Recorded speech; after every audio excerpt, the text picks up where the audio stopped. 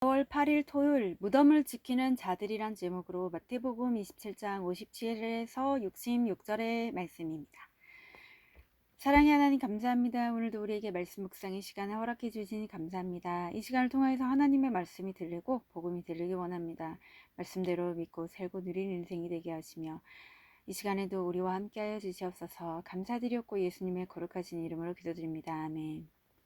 본문의 말씀입니다. 저물었을 때 아리마대의 부자 요셉이라 하는 사람이 왔으니 그도 예수의 제자라. 빌라도에게 가서 예수의 시체를 달라 하니 이에 빌라도가 내주라 명령하거늘 요셉이 시체를 가져다가 깨끗한 세마포로 싸서 바위 속에 판 자기 새 무덤에 넣어두고 큰 돌을 굴려 무덤 문에 놓고 가니 거기 막달라 마리아와 다른 마리아가 무덤을 향하여 앉았더라. 그 이튿날은 준비일이 다음 날이라. 대제사장들과 바리새인들이 함께 빌라도에게 모여 이르되 주여 저 속이던 자가 살아 있을 때에 말하되 내가 사흘 후에 다시 살아나리라 한 것을 우리가 기억하노니 그러므로 명령하여 그 무덤을 사흘까지 굳게 지키게 하소서.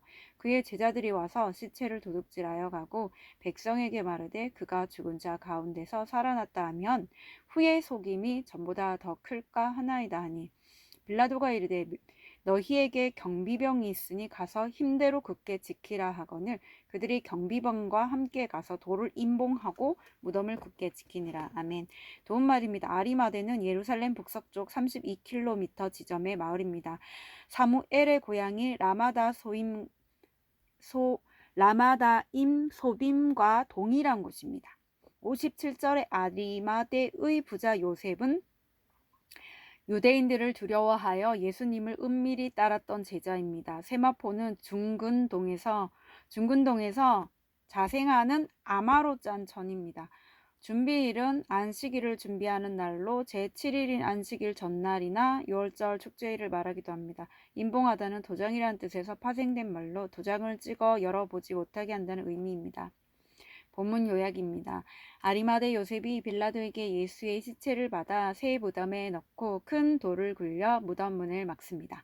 유대 지도자들은 빌라도에게 예수의 제자들이 시체를 도둑질을 할 수 있으니 무덤을 지켜달라고 요청합니다. 그리고 그들은 빌라도의 명령으로 경비병과 함께 가서 무덤을 지킵니다. 오늘의 중보기도입니다. 부모와 노년의 성도들이 이해 타상과 욕심을 버리고 다음 세대에게 믿음의 유산을 물려주게 하옵소서. 아멘. 본문 해설입니다. 첫 번째, 아리마대 요셉의 요청. 57에서 61절의 내용입니다. 십자가형에 처한 죄인의 시신은 무덤에 매장하지 않는 것이 관례였습니다. 그러나 아리마대 요셉은 빌라도에게 예수님의 시체를 달라고 하여 자기 소유의 무덤에 안치합니다. 이는 유대인들로부터 주목을 받을 수 있는 위험한 행동이었습니다. 요셉은 자신의 부와 사회적 지위를 예수님을 섬기는 데 사용했습니다. 그리고 막달라 마리아와 다른 마리아는 끝까지 무덤을 지켜봅니다. 내 환경이 어떠하든 내게 있는 것을 주께 드리며 주어진 역할에 순종하는 삶이야말로 구원을 위해 쓰임 받는 인생입니다. 적용 질문입니다. 공동체를 섬기고 주위 지체들을 구원으로 인도하고자 내가 내어놓아야 할 것은 무엇입니까? 두 번째, 대제사장과 바리새인의 기억 62에서 64절의 내용입니다. 대제사장들과 바리새인들이 빌라도에게 가서 돌을 임봉하고 무덤을 지켜달라고 요구합니다. 이들은 예수의 제자들이 시신을 훔쳐간 뒤에 예수님이 부활했다고 주장할 것을 염려했습니다. 제자들은 부활에 대한 말씀을 기억조차 못했지만 오히려 이들이 예수의 말씀을 기억합니다. 그러나 이들이 예수의 말씀을 기억한 것은 부활에 대한 소문이 퍼질 경우 자신들의 기득권을 상실할 수도 있다는 두려움 때문이었습니다. 이처럼 말씀을 신뢰하지 않는 지식은 자기 이익을 위한 도구에 불과합니다. 적용 질문입니다. 말씀을 신뢰하지 않으면서 내 이익이나 이해타산에 따라 그 지식을 사용하고 있지는 않습니까? 세 번째, 굳게 지키니라 65에서 66절의 내용입니다. 대제사장들과 바리새인들의 요청에 빌라도는 로마 경비병들을 파수꾼으로 보냅니다. 그들은 무덤 입구와 무덤 틈새까지 막고 로마 황제의 도장으로 임봉하여 그 누구도 무덤을 열지 못하게 했습니다. 하지만 역설적으로 이 일이 예수님의 부활을 더 확실히 뒷받침하는 증거가 됩니다.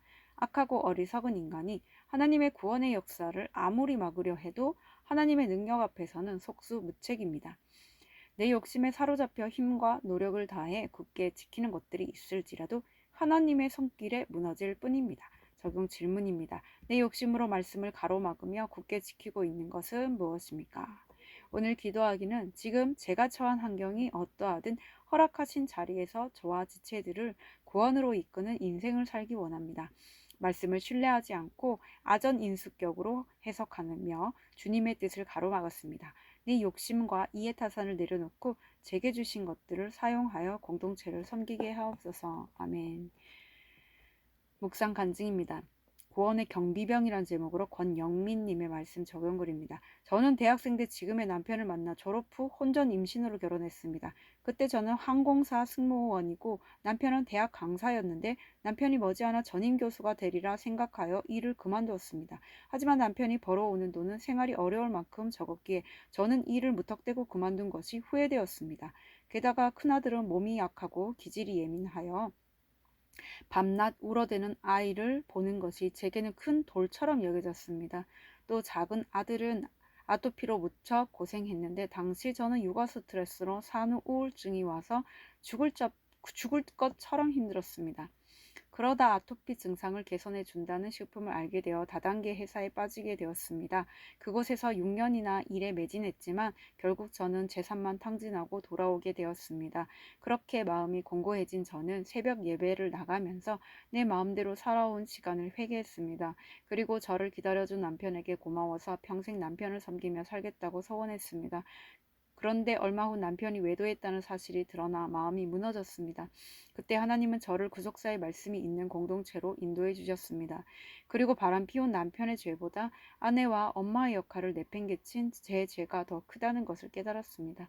남편은 외도 중에도 제게 화를 쏟아냈는데 제가 아내의 때, 엄마의 때를 도둑질했다는 것이 인정되니 남편의 어떤 말과 행동에도 입이 다물어졌습니다. 그리고 늦게라도 아내의 때를 살게 하신 하나님께 감사하여 눈물로 예배드렸고 그 기쁨으로 남편을 섬겼습니다. 그러자 하나님은 영원히 돌아오지 않을 것 같던 남편을 두 아들의 오랜 방황을 통해 공동체로 인도해 주셨고 외도도 끊어지게 하셨습니다. 현재 저희 부부는 구원의 경비병이 되어 말씀으로 임봉할 때만 결혼이라는 무덤을 굳게 지킬 수 있음을 고백하며 하루하루 살아가고 있습니다. 무너졌던 저희 가정을 다시 세워주시고 구원의 사명을 주신 하나님께 감사드립니다. 이분에 적용하기는 구원의 경비병이 되어 매일 10분씩 공동체 지체들을 위해 기도하겠습니다. 저녁 식사를 할 때 남편의 이야기에 귀 기울이겠습니다. 입니다.